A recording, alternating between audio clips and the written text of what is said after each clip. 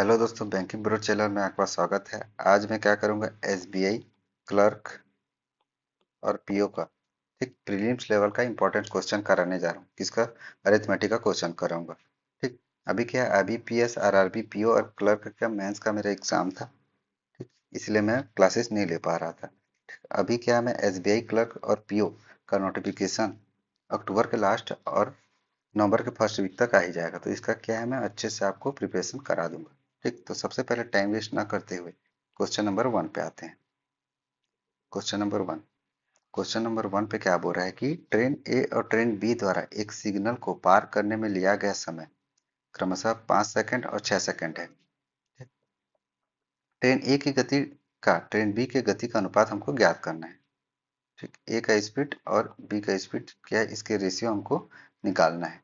यह देखते हुए कि ट्रेन बी की लंबाई ट्रेन ए की लंबाई का 83.33% है। ठीक। तो हमें सबसे पहले इसको क्वेश्चन को बनाने के लिए हमको क्या फ्रैक्शन वैल्यू आना चाहिए। ठीक। पहले भी क्या है, मैं परसेंटेज का क्लास ले चुका हूँ। ठीक, पहले ले चुका हूँ। उसको क्या है, बेसिक से आप देख लीजिएगा और फ्रैक्शन वैल्यू जितने भी उनको अच्छे से रट लीजिएगा। इसको क्या मैं निकालना भी बताऊंगा, जैसे जिसको याद नहीं है। ठीक। याद नहीं आ रहा है तो कैसे निकालना है। 83.33% है। ठीक, इसका हमको फ्रैक्शन वैल्यू निकालना है। तो सबसे पहले क्या करेंगे, हम लोग इसको दो भाग में डिवाइड कर देंगे। ठीक। जैसे 50% प्लस 33.33%, इसको प्लस करेंगे तो 83.33% ही आएगा। देखो, अब क्या 33.33%, 66.66%, इन सब का फ्रैक्शन वैल्यू निकालना बहुत आसान है। जो दिया रहता है वो और डिवाइड में नहीं कर देना है। ठीक। तो कोई भी परसेंट दिया रहता है तो परसेंट का मतलब क्या होता है, डिवाइड बाई 100 होता है। तो 50 डिवाइड बाई 100 हो जाएगा। इसका वैल्यू 1/3 होता है। ठीक। 50 एकम 50, 50 दूनी 100, 1/2 प्लस 1/3। इसको सॉल्व करेंगे तो क्या आएगा, 5/6 आएगा। तो इसका फ्रैक्शन वैल्यू क्या है, 5/6 है। ठीक। तो ऐसे हमको क्या है, ये याद होना चाहिए, एग्जाम में निकालना ना पड़े। ठीक, टाइम बचता है उससे। अब क्या, आप क्वेश्चन पे आते हैं। ट्रेन ए और ट्रेन बी द्वारा एक सिग्नल को पार करने में लिया गया समय क्रमशः 5 सेकंड और 6 सेकंड। मतलब ए ट्रेन का टाइम और बी ट्रेन का टाइम दोनों क्या करें, एक सिग्नल को पार कर, उसका जो रेशियो कितना, 5:6 है। ये क्या है, टाइम का रेशियो। ठीक। एक सिग्नल सिग्नल को दोनों पार कर रहे हैं। अब क्या है, ट्रेन ए और ट्रेन बी की गति तो ज्ञात करना छोड़ो। यदि देखते हुए कि ट्रेन बी की लंबाई ट्रेन ए की लंबाई की 83.33% है, मतलब बी का जो लेंथ है वो ए का लेंथ का 5/6 है। ठीक। ये जो हम फ्रैक्शन वैल्यू निकाले थे ना, 83.33% दिया था, तो इसका जो फ्रैक्शन वैल्यू क्या होगा, 5/6 होगा। अब 6 क्या है, इधर चले जाएगा। 6 इंटू, ठीक है, बी का लेंथ और ए का लेंथ इंटू 5। तो कभी भी क्या है, इक्वल में दिया रहता है। ठीक। तो जो मल्टीप्लाई में जो वैल्यू दिया रहता है उसको क्या करेंगे, रेशियो में चेंज करने के लिए उसको उल्टा कर, जस्ट अपोजिट कर देंगे। तो यहाँ पे क्या है, बी का लेंथ अनुपात ए का लेंथ हो जाएगा। ठीक। यहाँ पे क्या हो जाएगा, 5:6 हो जाएगा। ठीक। ये क्या है, लेंथ का है। ठीक। इसको एक तरफ से हम इक्वल टू डिस्टेंस भी बोल सकते हैं। क्यों बोल सकते हैं, क्योंकि जब ट्रेन क्या करता है, कभी भी किसी भी मतलब सिग्नल को पार करेगा, खंभा को पार पार करेगा, ठीक है, किसी व्यक्ति को पार करेगा, तो इससे क्या होता है, कुछ छोटे छोटे चीजों को पार करता है। तो जो ट्रेन का लेंथ है वही क्या है, डिस्टेंस है। ठीक। और वही अगर किसी पुल को पार करेगा, प्लेटफॉर्म को पार करेगा, किसी क्या ब्रिज को पार करेगा जिसका डिस्टेंस ऑलरेडी उसका भी कुछ डिस्टेंस है। ठीक। तो क्या है, ट्रेन का लेंथ प्लस, जैसे प्लेटफॉर्म को पार कर रहे हैं तो प्लेटफॉर्म का लेंथ प्लस होके टोटल डिस्टेंस होगा। ठीक। तो यहाँ इक्वल टू लेंथ इसलिए बोल सकते हैं क्योंकि ये सिग्नल को पार करेंगे। ठीक। सिग्नल क्या है, छोटा चीज है। ठीक। अब हमको क्या निकालने क्या बोला है, ए का स्पीड और बी का स्पीड। स्पीड का फार्मूला क्या होता है, डिस्टेंस अपॉन टाइम होता है। डिस्टेंस इक्वल टू लेंथ, वही है। तो हम लोग क्या करेंगे, यहाँ पे सबसे पहले देखो, ये क्या है, टाइम, तो इसको एक्स मान लेंगे, और ये क्या है, लेंथ है, इसको वाई मान लेंगे। तो स्पीड निकालने क्या करेंगे, डिस्टेंस अपॉन टाइम। ठीक है, लेंथ अपॉन टाइम भी कह सकते हैं इसको, इक्वल टू एल लिख देता हूँ यहाँ पे, क्या आप कंफ्यूज ना हो।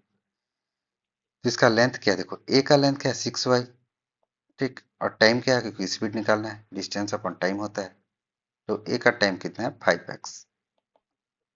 उसी तरह बी का लेंथ कितना है 5y, अब बी का जो टाइम है कितना है 6x है, x से x कट जाएगा, y से y कट जाएगा, 6 इधर चला, 6 × 6 = 36, 5×5 = 25, तो इसका जो स्पीड होगा उसका रेशियो क्या है 36:25। तो ऑप्शन से ऑप्शन में दिया नहीं है, तो यहाँ पे क्या है ऑप्शन ई सही होगा, नॉन ऑफ दिस सही होगा। तो ऐसे ही क्या है इसको सॉल्व करना है। अब क्या क्वेश्चन नंबर 2 पे आते हैं। क्वेश्चन नंबर 2 पे क्या हो रहा है, ये क्या है बोट एंड स्टीम का क्वेश्चन है, ठीक। क्वेश्चन नंबर 2 पे आते हैं। एक नाव को धारा के अनुकूल एक निश्चित दूरी तय करने में धारा के प्रतिकूल समान दूरी तय करने की तुलना में 25% कम समय लगता है। यदि धारा की गति 2.5 किलोमीटर प्रति घंटा है तो नाव कितने समय धारा के प्रतिकूल 240 किलोमीटर जाएगी और प्रारंभिक बिंदु पर वापस आएगी, ठीक। तो सबसे पहले हम क्या करेंगे, क्वेश्चन को देखेंगे।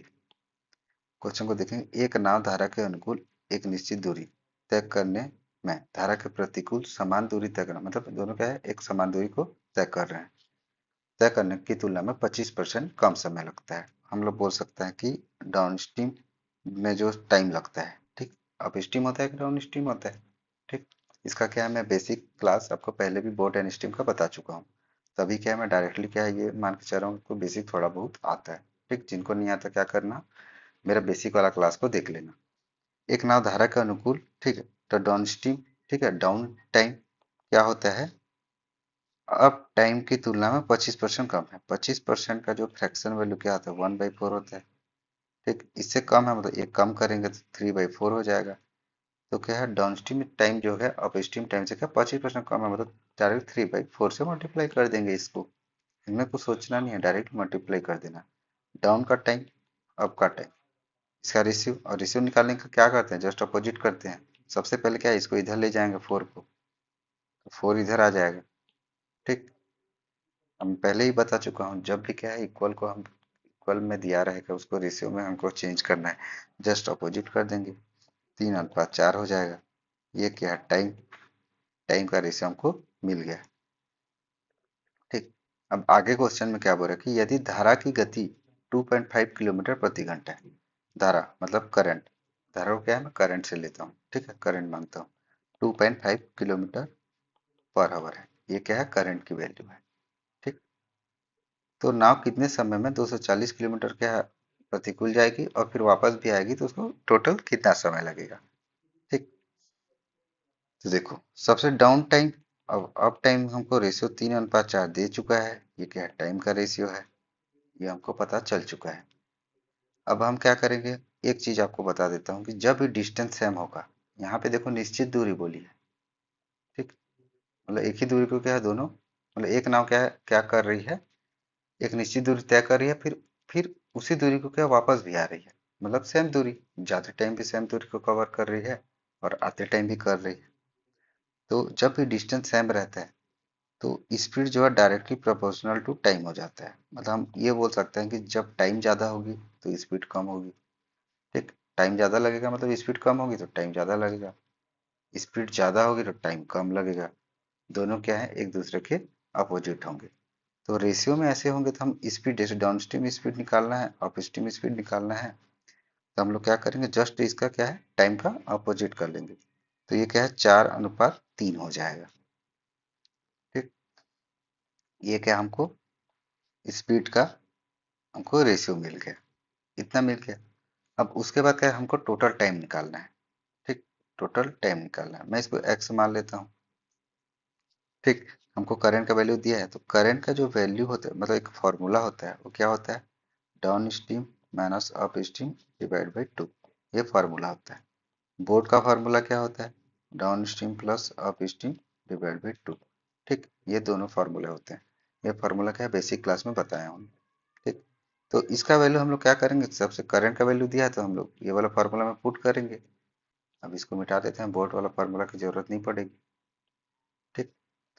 तो डाउन स्ट्रीम कितना 4x है, स्पीड है ना, तो हम लोग स्पीड को ले रहे हैं, ये वाला हमको वैल्यू को ले रहे हैं, ठीक।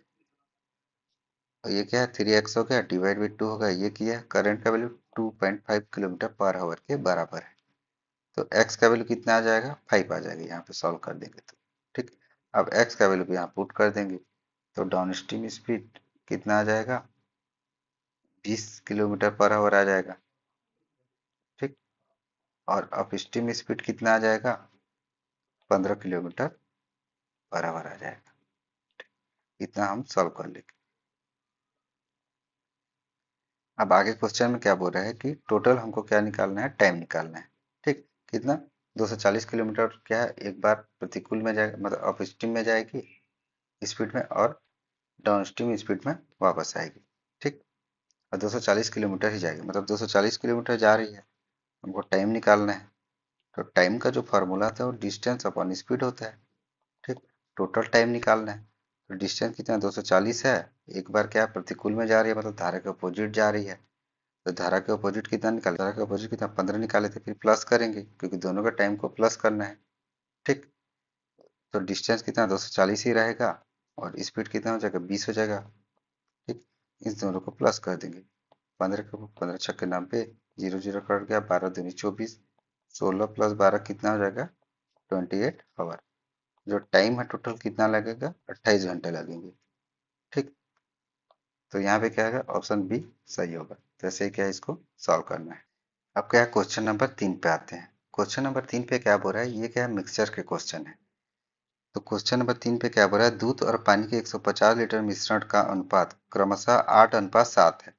कंटेनर से 45 लीटर मिश्रण निकाला जाता है और शेष मिश्रण में 14 लीटर पानी मिलाया जाता है।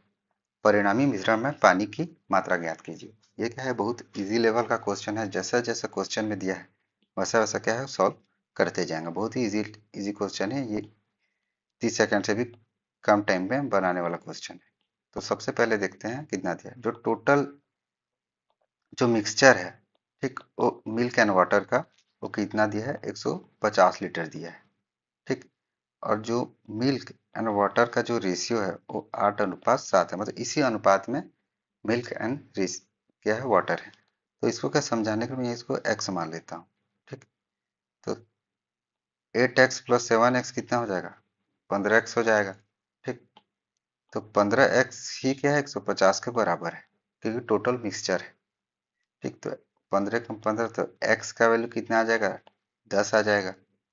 ठीक। इसी x को यहाँ पुट कर देंगे, तो मिल्क एंड वाटर का लीटर में आ जाएगा, कितना है, मिल्क कितना है 80 लीटर, और वाटर कितना है 70 लीटर, इतना आ गया। अब क्या करेंगे, कंटेनर से 45 लीटर मिश्रण निकालेंगे। यहाँ पे देखना, अच्छे से समझना, ये मिश्रण बोला है, मतलब मिल्क एंड वाटर दोनों को, दोनों हम 45 लीटर निकाल रहे हैं। इसमें मिल्क भी है, इसमें वाटर भी है।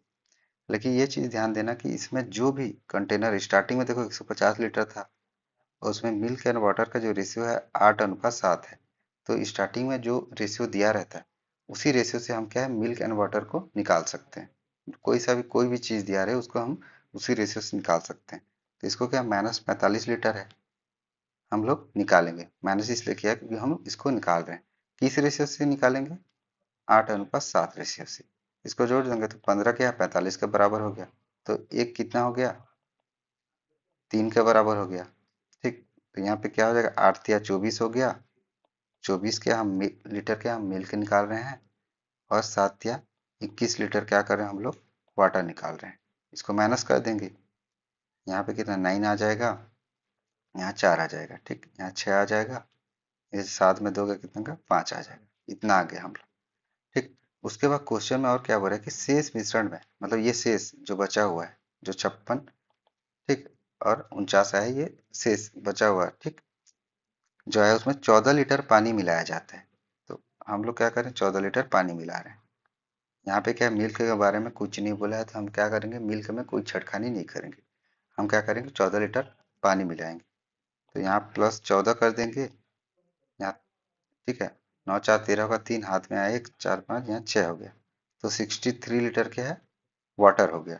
तो यहाँ मिल्क कितना हो गया, 56 लीटर, और वाटर कितना हो गया, 63 लीटर हो गया फाइनल मिक्सचर में। ठीक। तो परिणामी मिश्रण में पानी की मात्रा ज्ञात कीजिए। ठीक। परिणामी मतलब लास्ट में। तो यहाँ पे क्या है, वाटर कितना है 63 लीटर। तो यहाँ पे क्या, ऑप्शन डी सही होगा। तो ऐसे ही क्या है, इसको सॉल्व करना है। अब क्या है, क्वेश्चन नंबर 4 पे आते हैं। क्वेश्चन नंबर 4 पे क्या बोल रहा है कि एक दुकानदार ने दो वस्तुएं पी और क्यू क्रमशः 12:5% के लाभ और 11.11% के लाभ पर बेची। यदि दुकानदार द्वारा अर्जित कुल लाभ 120 रुपये है और वस्तु पी का लागत मूल्य वस्तु क्यू से 60 रुपये कम है, तो क्यू का लागत मूल्य ज्ञात कीजिए। तो यहाँ पे सबसे पहले जो चीज देखो, वस्तु पी है, एक क्यू है, ठीक। प्रॉफिट हो रहा है मतलब एक कॉस्ट प्राइस होगा, एक सेलिंग प्राइस होगा। इसका रेशियो ले लेते हैं हम लोग, ठीक। तो जब 12.5% के लाभ पे बेचता है वस्तु पी को, तो इसका फ्रैक्शन वैल्यू क्या आता है, 1/8 होता है। अब लाभ पे बेच रहा, प्रॉफिट हो रहा है मतलब इसको क्या करेंगे, प्लस कर देंगे। तो ये क्या है, 9/8 आ जाएगा। हम लोग ये नीचे वाला कॉस्ट प्राइस हमेशा होता है और ऊपर वाला हमेशा सेलिंग प्राइस होता है। तो यहाँ पे 8 ले लेंगे, यहाँ 9 ले लेंगे, ठीक। इतना हो गया।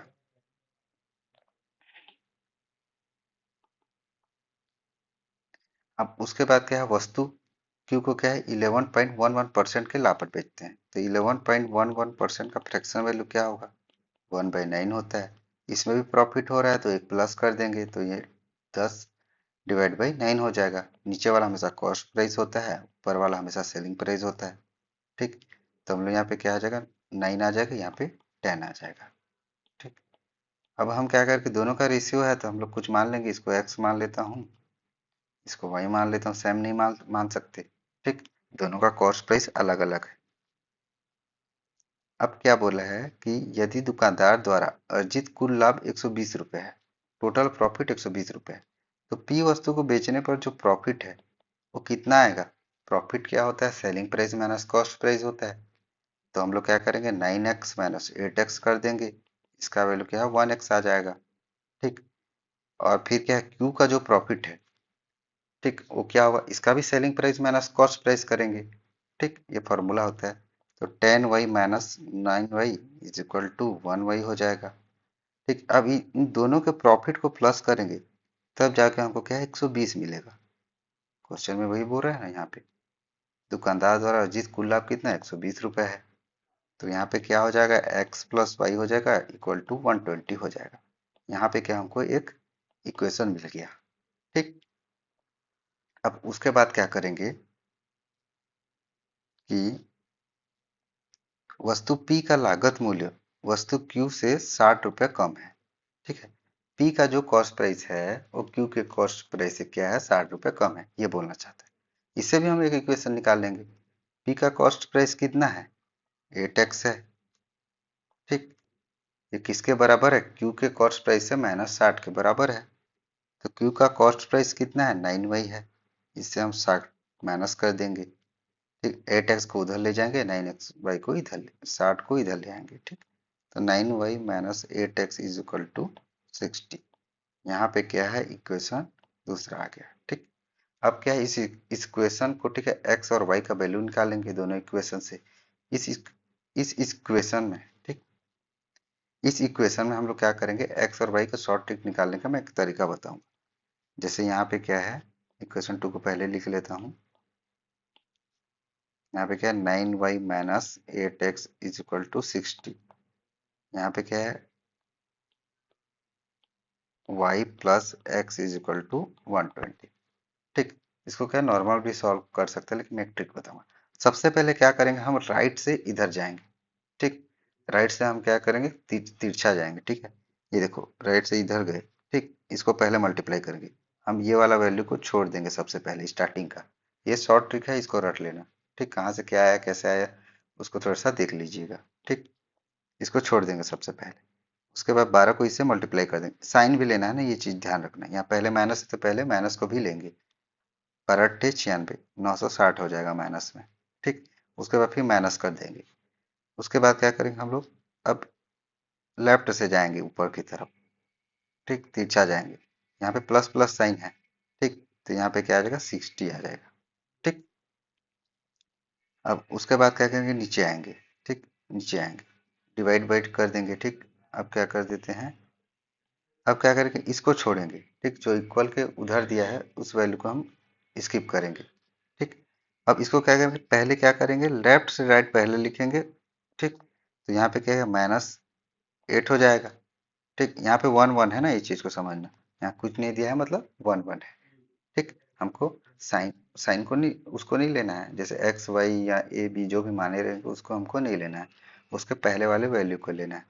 तो सबसे पहले हम नीचे से ऊपर की तरफ जाएंगे, लेफ्ट तरफ। ठीक, तो -8 आ गया। ठीक, उसके बाद फिर इधर जाएंगे, राइट से ऊपर की तरफ तिरछा। ठीक, तो यहाँ माइनस हो जाएगा और माइनस ही करना है। ठीक, उसके बाद यहाँ पे 9 आ जाएगा। अब इसको सॉल्व कर देंगे। ठीक, तो यहाँ 0 6 6 12 का 2, 102 आ जाएगा माइनस में यहाँ 17 आ जाएगा, माइनस माइनस कट जाएगा, 17 छक्के 102। तो ये जो 60 का वैल्यू आया, ये किसका आएगा, वाई का वैल्यू है। ठीक, जो भी हम पहले वाला, जहाँ जो भी पहले वाला दिया रहेगा उसका वैल्यू होगा। तो वाई का वैल्यू कितना आएगा, 60। ठीक, वाई का वैल्यू हमारा 60 आ गया।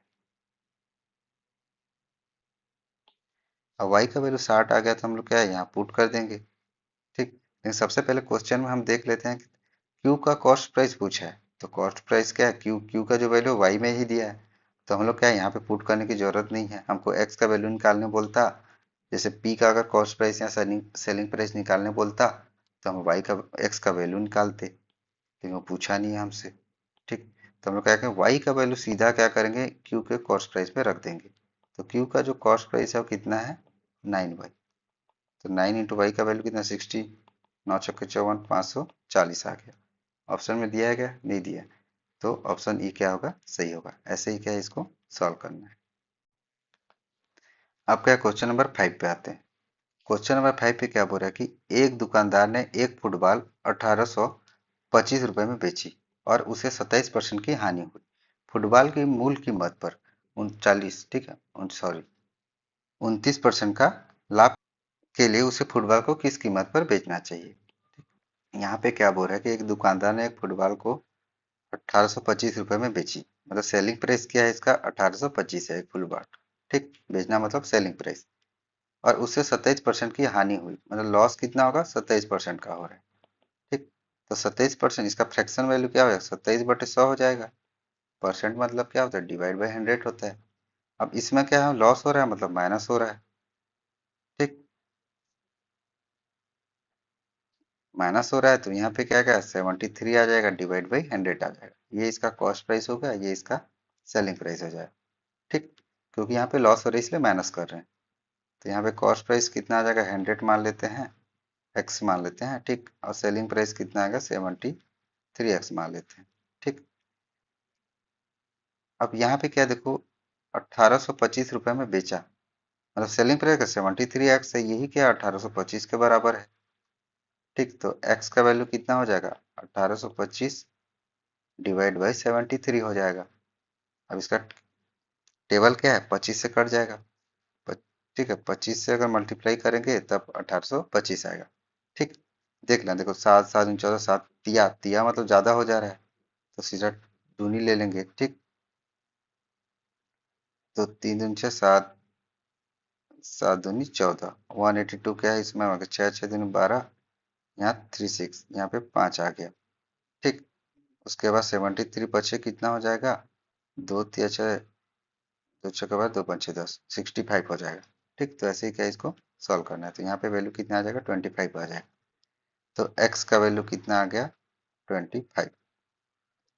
अब इसी का वैल्यू को पुट कर देंगे यहाँ पे, तो कॉस्ट प्राइस कितना आ जाएगा, 2500 आ जाएगा। और सेलिंग प्राइस कितना आ जाएगा, जो दिया है हमको 1825 पहले से दिया है। ठीक, अब क्या बोल रहा है, फुटबॉल की मूल कीमत पर 29% का लाभ कमाने के लिए उसे फुटबॉल को किस कीमत पर बेचना चाहिए। ठीक, अब टोटल क्या 2500 है। ठीक, अब उसको क्या 29% के प्रॉफिट पे बेचना है। तो 100 है तो उसको एक 129 पे बेचना है। ठीक, उतना परसेंट ज़्यादा पे बेचना है। ठीक, 100 है मान लो, तो उसको क्या 129 पे बेचना है। ठीक, तो हम लोग क्या किसी भी क्या करना है, अगर हमको उसका सेलिंग प्राइस निकालना है। ठीक, तो हम लोग क्या करेंगे, कॉस्ट प्राइस में सीधा। ठीक, कॉस्ट प्राइस में सीधा, जैसे यहाँ पे 29 का प्रॉफिट दिया है, तो 100 से उतना प्लस कर देंगे और मल्टीप्लाई कर देंगे। 100 से प्लस कर 129 होगा, डिवाइड बाई 100 कर देंगे। ठीक, तो ये क्या है, इसका सेलिंग प्राइस निकल जाएगा किसी का भी। जैसे यहाँ 2500 दिया है, यहाँ पे 2500 दिया है, लेकिन इसका अगर 45%, ठीक है, पर बेचने पर 2500 45% पर बेचने पर कोई वस्तु है, उसका वैल्यू क्या है 2500 है, उसको 45% के लाभ पर बेचने पर हमें कितना कीमत मिलेगा, ठीक, उसका सेलिंग प्राइस कितना मिलेगा, तो सीधा 100 से क्या 145 कर देंगे, 45 प्लस कर देंगे, डिवाइड बाई 100 कर देंगे, ये इसका सेलिंग प्राइस होगा। तो ऐसे ही क्या करना, किसी का भी सेलिंग प्राइस निकालना है तो प्लस 100 कर देना और डिवाइड बाई 100 कर देना, ठीक, और उसे मल्टीप्लाई कर देना, जीरो जीरो कट गया, तो 25 से 129 इंटू 25, ठीक, 25 से मल्टीप्लाई करने के लिए क्या करते हैं, डिवाइड बाई 4 करते हैं और 2 जीरो लगा देते हैं, तो 4 तिया 12, 4 दूनी 8, ठीक, 4 दूनी 8, 4 पंचे 20, तो 3225। तो यहाँ पे क्या आ जाएगा, ऑप्शन बी आ जाएगा इसका आंसर, ठीक, ये क्या है इसका सेलिंग प्राइस है, ठीक।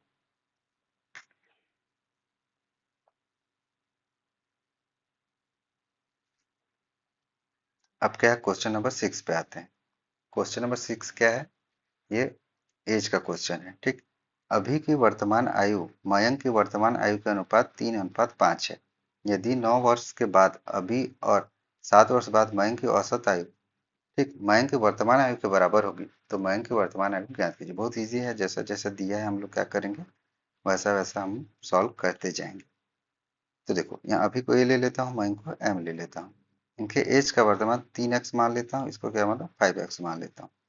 अब क्या, जब क्या 9 वर्ष के बाद अभी और 7 वर्ष बाद मयंक की औसत आयु बोला, 9 वर्ष, तो प्रेजेंट एज, यह क्या है प्रेजेंट एज है, ठीक, प्रेजेंट एज क्या है अभी की 3x है, उसमें क्या +9 करेंगे, ठीक, फिर प्लस करेंगे, फिर मयंक का वर्तमान आयु कितना है 5x है माने है, उसमें +7 करेंगे, वर्ष बाद बोला है, ठीक। अब इसी का जो एवरेज है, तो एवरेज करने के डिवाइड बाई 2 करेंगे, ठीक, क्या है आयु जो है वो मयंक के वर्तमान आयु के बराबर, मयंक का वर्तमान आयु कितना माना 5x, तो 5x के बराबर है, ठीक, जो जो क्वेश्चन में दिया सीधा नोट कर दिया मैं, दो इधर ले लेंगे, तो 3x plus 9 plus 5x plus 7 is equal to 10x, ठीक, यहाँ पे कितना का 5×3 8x plus 16 is equal to 10x, 8x की इधर ले जाएंगे और 2x इज इक्वल टू 16, 2 8 16, तो x का वैल्यू जो कितना है 8 आ गया। और हमको क्या बोला है, तो मयंक की वर्तमान आयु बोला है, तो मयंक का वर्तमान आयु कितना माने हैं 5x माने हैं, देखो यहाँ, तो x का वैल्यू 8 पुट कर देंगे, 5×8 कितना आ जाएगा 40 आ जाएगा, तो ऑप्शन डी क्या होगा इसका सही होगा, ठीक। तो ऐसे ही क्या है इसको सॉल्व करना है, ठीक। तो ये रहा गाइस आज का क्लास, ठीक। तो मैं आज सिक्स क्वेश्चन लेके आऊँ, नेक्स्ट क्लास में भी क्या करूँगा, अरिथमेटिक को क्या है कंटिन्यू करूँगा। तो please guys like and subscribe कर देना, आगे क्या है मैं अच्छे अच्छे क्वेश्चन लेके आऊँगा। धन्यवाद।